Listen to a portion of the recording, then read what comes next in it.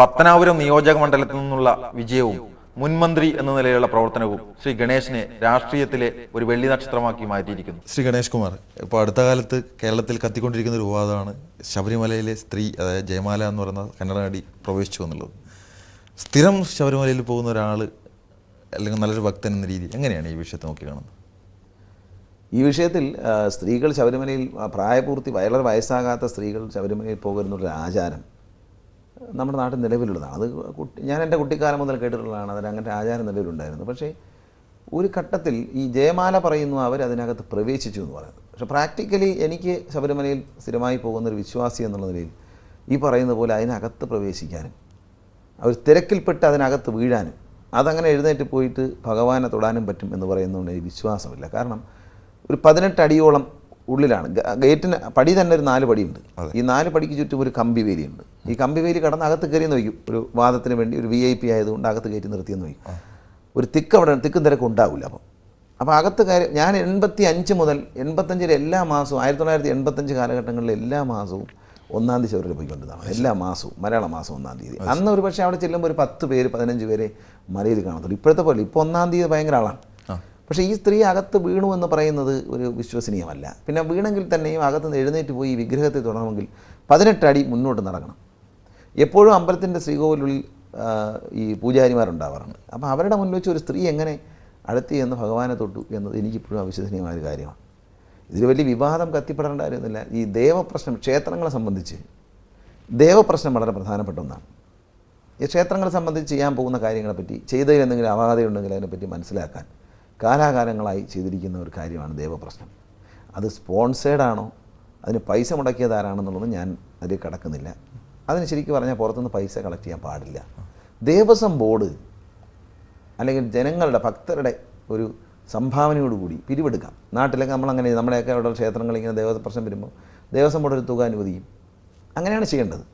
കുറച്ച് തികയാ വരുന്ന പൈസ നാട്ടുകാരിൽ നിന്ന് കളക്ട് ചെയ്യും. അതിനൊരു അങ്ങനെ ചെയ്യുമ്പോൾ ചില നിർദ്ദേശങ്ങളുണ്ടാകും. ദേവൻ്റെ താല്പര്യങ്ങൾ, അതാണ് ഹിന്ദു ആചാരപ്രകാരം ദേവൻ്റെ താല്പര്യങ്ങൾ എന്തെന്ന് ചോദിച്ചതിന് ശേഷമേ ചെയ്യാകുന്നതാണ്. അല്ലാതെ ദേവസ്വം ബോർഡിൽ മാറി വരുന്ന ഭരണസമിതികൾ അവർക്ക് തോന്നിയതുപോലെ ഓരോന്ന് ചെയ്യാം. അപ്പോൾ അത് ശരിയാണോ പിന്നെ നോക്കുക, അതൊന്നും ശരിയല്ല. ഒരു പരിഷ്കാരം, പല പരിഷ്കാരങ്ങളും തെറ്റാണ്. ശബരിമലയിൽ ഞാനെന്നും തെറ്റെന്ന് വിശ്വസിക്കുന്ന പരിഷ്കാരം ശബരിമല അയ്യപ്പൻ ഇരിക്കുന്ന പീഠത്തിന് മുകളിലൂടി ഏതാണ്ട് അതിനേക്കാൾ ഉയരത്തിൽ ആളുകളെ വരിയായി കൊണ്ടുപോകുന്ന ഒരു ഓവർ ബ്രിഡ്ജ് സ്ഥാപിച്ചിട്ടുണ്ട്. അതൊന്നും അവിടുത്തെ ആചാരങ്ങൾ ശരിയല്ല.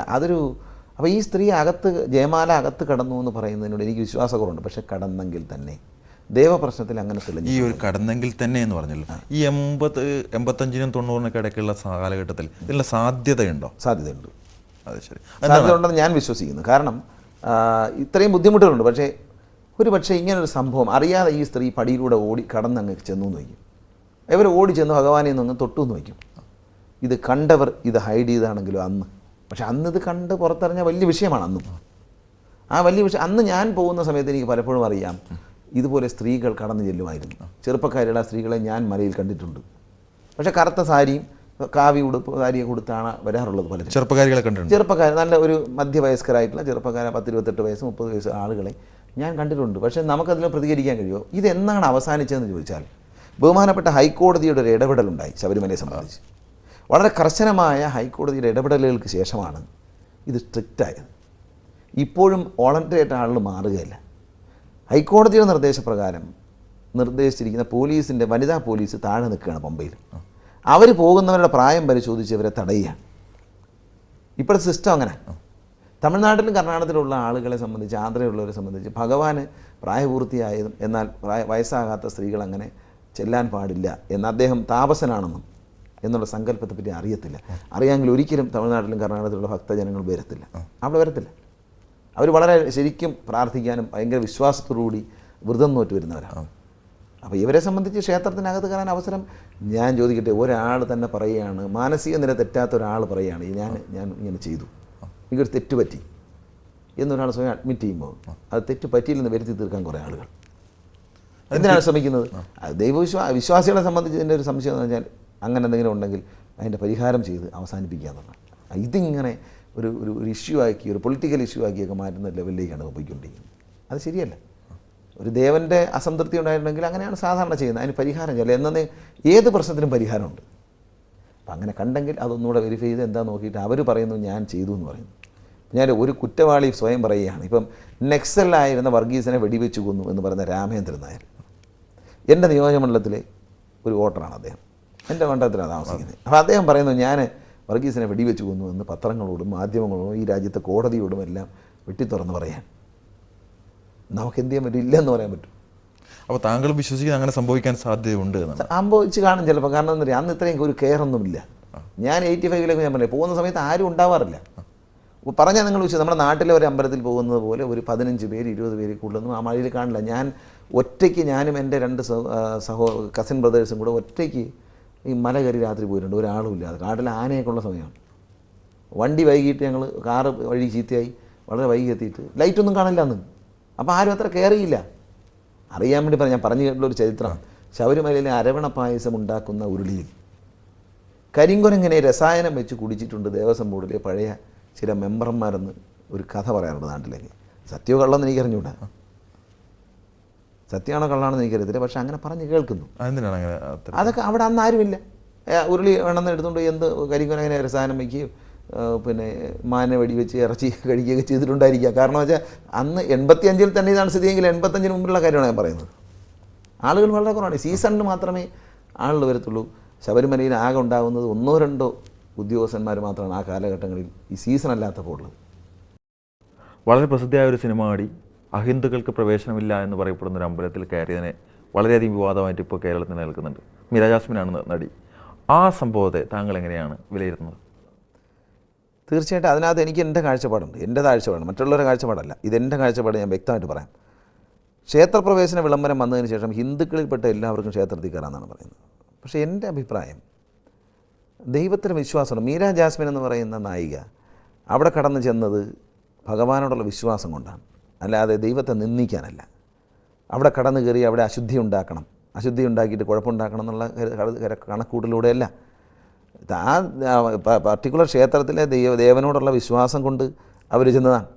അപ്പോൾ അതിനെ ഇങ്ങനെ കാണുകയും അത് വലിയ കുറ്റകൃത്യമായി വ്യാഖ്യാനിക്കുകയും ചെയ്യുന്ന ഈ ഒരു രീതിയോട് എനിക്ക് പൊരുത്തപ്പെടാൻ കഴിയുന്നില്ല. അത് വിശ്വാസി, ക്ഷേത്രവിശ്വാസി, ഇപ്പം ഞാൻ അവർ നാളെ ചെന്നിട്ടൊരു ഹിന്ദുവാണെന്നൊരു സർട്ടിഫിക്കറ്റ് വാങ്ങിച്ചുകൊണ്ട് വന്നാൽ അവരെ കയറ്റുമോ? അതെന്ത് ന്യായം?